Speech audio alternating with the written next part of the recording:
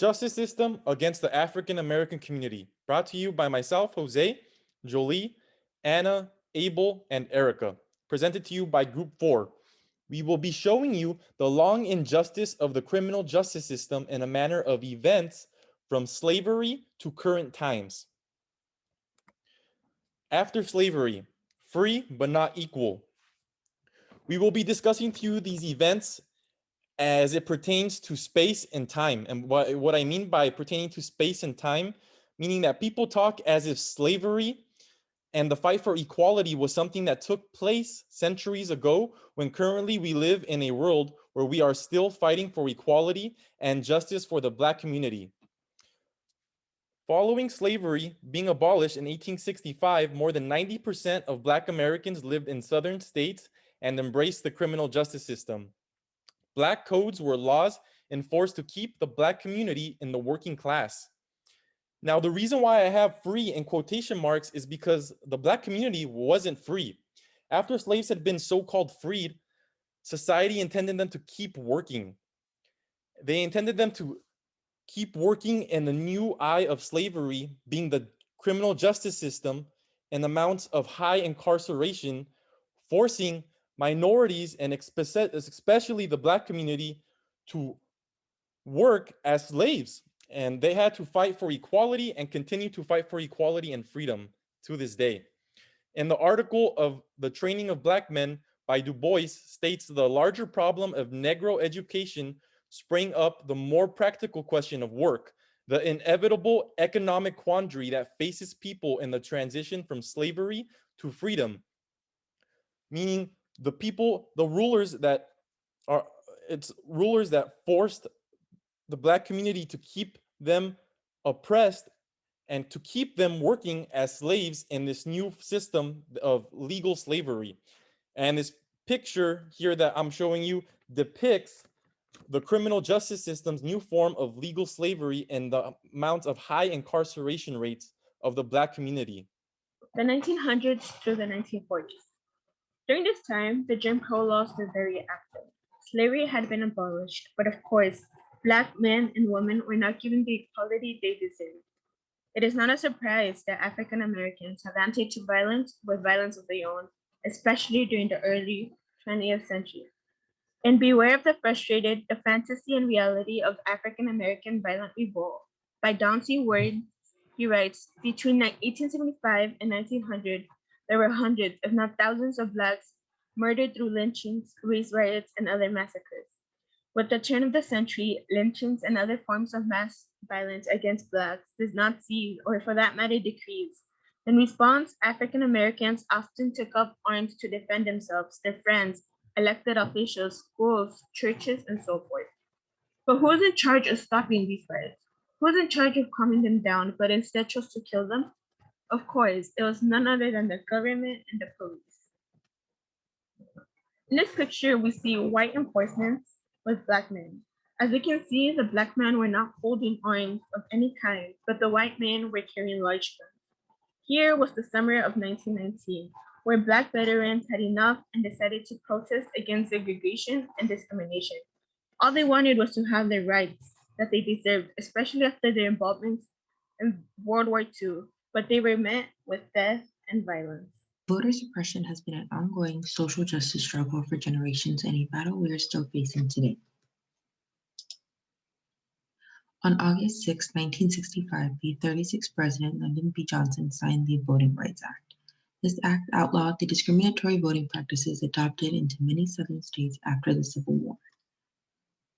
Since 2008, the ACLU has documented states across the country passing and creating legislative measures making it difficult for Americans and residents to vote, specifically targeting Black, Indigenous people of color, returning citizens, or previously incarcerated, elderly, people with disabilities, and students. These modern-day voter suppression measures, or as some have referred to Jim Crow 2.0, have continuously affected returning citizens. Those who are previously incarcerated are directly affected by voter suppression laws and are oftentimes unable to vote because of their status. In 18 states, felons lose all voting rights until they are released and typically until the post-sentencing period. In 11 states, felons lose all voting rights indefinitely for certain crimes or due to financial obligations such as fines, fees, restitution, or court costs, and in often cases are unable to provide proper identification. Laws such as these that create barriers or prohibit citizens from being able to participate in the voting process is a social justice issue, and an issue that directly affects Black communities because without this crucial participation in our democracy, there will be no fair or accurate representation in marginalized communities. Injustices towards Black people from the 1980s to 2000s. On December 21st, 1979, a Black man named Arthur McDuffie was beaten to death by 4 police officers. Those 4 officers were tried and acquitted on charges including manslaughter and evidence tampering. After the verdict of the case, riots broke out due to the injustices that were being done. In 1991, Rodney King was beaten by LAPD officers and all 4 police officers were acquitted, which caused the 1992 Los Angeles riots. People were angry over the case verdict. It was the most dangerous and deadliest riots ever occurred. In the article, With Mass Incarceration of Blacks in U.S. Prisons, Jim Crow Still Alive, by May Mbolu, it explains that African Americans are sentenced to incarceration at higher rates than whites. Although the same crime was committed, Black men get longer sentences than white men. I'm going to be going over social injustice issues from the year of 2000 to current day. I'll be going over the case of Trayvon Martin, the movement Black Lives Matter, and the case of George Floyd. Trayvon Martin was a 17-year-old kid who was shot and killed by a police officer named George Zimmerman on February 26th of 2012. Zimmerman had shot Martin, who was unarmed, during a physical altercation between the both. Zimmerman had claimed self-defense in the confrontation. He was acquitted at trial after claiming self-defense, and because of this, no additional charges were filed by the Department of Justice because of insufficient evidence of a convicted murder. Zimmerman's defense team planned to seek to dismiss the case against Zimmerman by using the Stand Your Ground Self-Defense Act. This was passed in 2005, which permits the use of deadly force when someone reasonably feels like they are at risk of harm in a confrontation. This is just a slide dedicated to Trayvon Martin, just in case you guys didn't know what he looked like. The Black Lives Matter movement was first appeared on Twitter in 2013, which was a protest against racially motivated violence against Black people. It was created in response to the death of Trayvon Martin of 2012. I feel like that's one of the deaths that sparked many people's awareness to the reality of police brutality.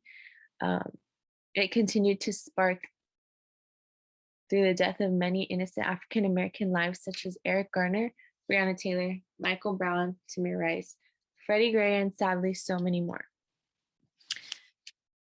George Floyd was the next case I'm going to talk about. On May 25th of 2020, Derek Chauvin was a Minneapolis police officer who had murdered George Floyd. He pinned him to the ground using his knee to Floyd's neck for 9 minutes and 29 seconds, which caused him to die. Something corrupt about the social justice system that I wanted to point out was how Chauvin's lawyer tried to say that the crowd around him was making him nervous, which is why he didn't remove his knee. They're trying to justify a police officer's actions instead of having him held accountable for his actions. They also said that they had found fentanyl in his system, which they have no proof of when it was consumed.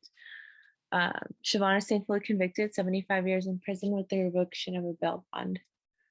This is also just dedicated to George Floyd. And in the article that we read, Black Bodies on the Ground, it wrote how racial profiling is not a new concept, as there are historical accounts of Blacks being stopped and harassed simply because of race, and not criminal activity as far back as slavery when such tactics were legal. This is important because it highlights how corrupt and unjust the social justice system is. Being afraid of people who are supposed to keep you safe is something that is very unjust and corrupt. I remember watching the case of George Floyd. One of the witnesses actually stated how he had to call the police on the police, which was a very controversial statement to myself.